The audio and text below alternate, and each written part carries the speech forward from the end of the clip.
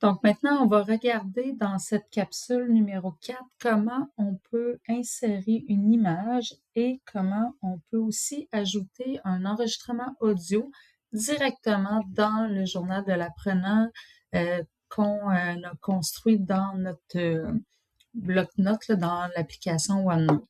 Donc ici, il est incomplet, là, c'est simplement une ébauche pour vous montrer chaque fonctionnalité de l'application OneNote disponible dans la suite 365 de Office. Donc, si je vais voir, par exemple, dans mes traces d'écriture, ici, je vous avais montré comment insérer un PDF et le mettre en arrière-plan pour pouvoir aller écrire par-dessus. Si vous avez des petites boîtes de texte flottantes comme ça, vous pouvez simplement les sélectionner et les supprimer. Si, par exemple, à l'étape 2, puis pour l'étape 1, je pourrais avoir plusieurs traces. Ce sera à moi de voir si je les mets toutes sur la même page. Donc, je peux mettre plusieurs traces, une à la suite de l'autre. Ou si j'écris trace 1, trace 2, trace 3, là, ça serait possible aussi de le faire de cette façon-là. Là, pour les besoins de la course, je vais aller à l'étape 2. Donc, on se rappelle qu'il faut vraiment sélectionner ici parce qu'autrement, si on reste dans le titre, on n'aura pas accès à l'insertion de quoi que ce soit. Donc, on va aller ici. On va faire ici, au lieu de fichier PDF comme on avait fait tantôt, on va aller faire image. Donc, on a plusieurs choix si on est directement sur le iPad ou même sur un appareil téléphone cellulaire. On pourrait aller directement à la caméra et simplement prendre une photo qui va s'ajouter directement à l'endroit sélectionné. C'est ça le plus simple. Si on a l'ordinateur et qu'on a téléchargé des photos dans notre ordinateur, on peut aller sur appareil et là, on pourra tout simplement,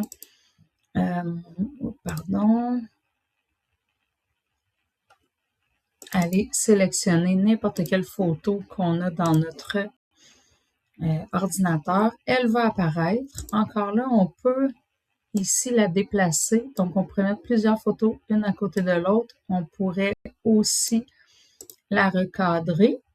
Donc, c'est possible de faire ça. On peut également, par exemple, que si ça représentait la photographie d'un élève qui est en train de faire une production quelconque et que j'ai peut-être gardé une petite trace écrite, par exemple, une rétroaction quelconque, je pourrais encore là, je reprends ce que je vous ai montré tantôt, je pourrais, par exemple, aller chercher un post-it,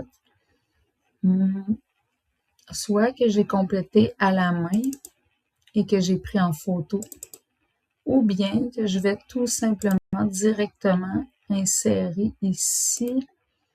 Là, l'idéal, ce serait de les découper. Je vais simplement aller je vais aller en chercher un, j'en ai un déjà prêt, mais idéalement, c'est de vous les préparer en avance pour être capable justement là, de les utiliser. Je vous montre à l'instant. Par exemple, ici, à côté, je pourrais avoir... Oups, ça n'a pas fonctionné, je suis désolée.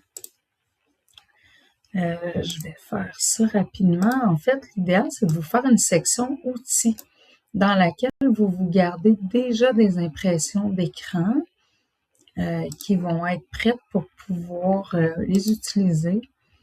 Et ça va être bien utile là, quand vous allez vouloir aller ajouter le dessin d'une cible, un petit commentaire écrit, un petit post-it comme je vais vous montrer à l'instant. Donc ici, par exemple, je pourrais avoir un post-it comme celui-ci. Ma boîte, elle est encore amovible parce que c'est tout. Quand j'insère plusieurs documents dans une même page ou plusieurs images, elles sont toutes indépendantes. Vous vous rappelez que je peux la placer. Je vais la mettre la grandeur que j'ai besoin pour écrire, évidemment. Ça peut être une photo d'un post-it qui est déjà complété, d'une note écrite à la main. Des fois, on a toutes sortes de façons, c'est correct. Et ici, je vais aller mettre comme arrière-plan, par exemple, ce qui fait en sorte que la boîte de texte devient flottante. Je peux l'enlever. Vous vous rappelez, j'avais montré dans la capsule précédente comment aller écrire. Donc, ici, je pourrais aller écrire là, soit manuellement avec un crayon les forces de l'élève et peut-être aller lui écrire ici un défi là, que je vais pouvoir identifier. Elle pourra le garder.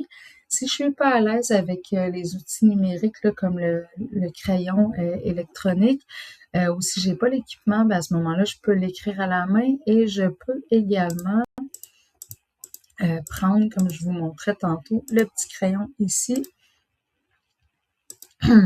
Hop.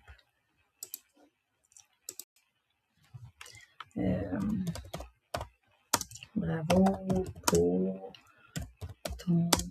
puis là, à ce moment-là, je suis peut-être mieux d'aller le placer comme il faut. Là.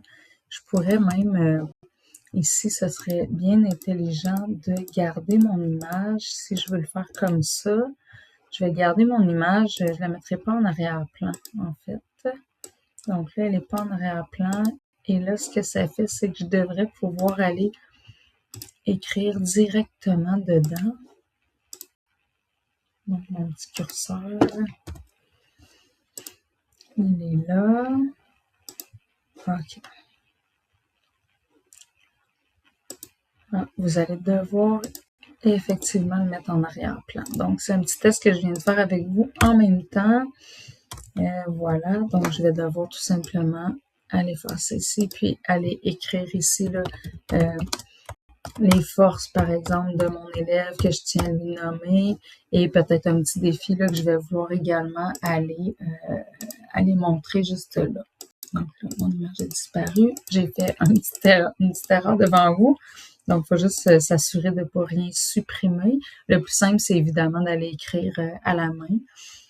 Par-dessus, si vous voulez pas payer pour un pencil de Apple, dans les magasins là, à faible coût, là, vous pouvez trouver des équivalents là, qui vont durer moins longtemps, mais qui vont quand même fonctionner. Maintenant, pour insérer un audio, donc je vais me placer comme si c'était, par exemple, ça c'était ma trace numéro 1. Et là, peut-être que je vais avoir ici ma trace numéro 2.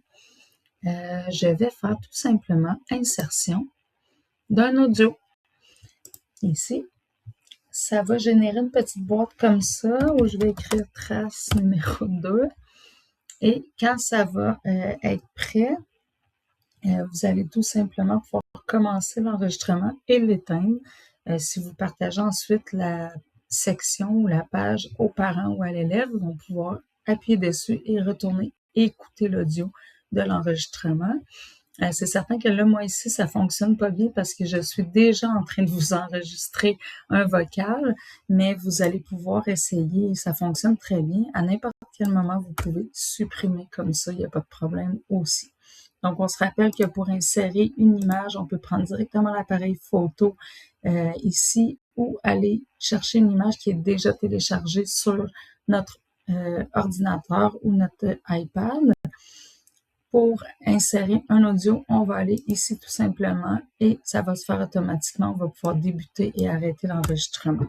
N'oubliez pas de numéroter vos traces, c'est important. C'est ce qui va vous permettre de les consigner à même la grille du journal de l'apprenant là, pour chacune des compétences que vous allez utiliser, ce qui va vous permettre d'avoir vraiment une vue sur le progrès de l'élève évolutif là, pour pouvoir intervenir rapidement puis bien cibler ses forces et ses défis. Donc, voilà pour cette capsule.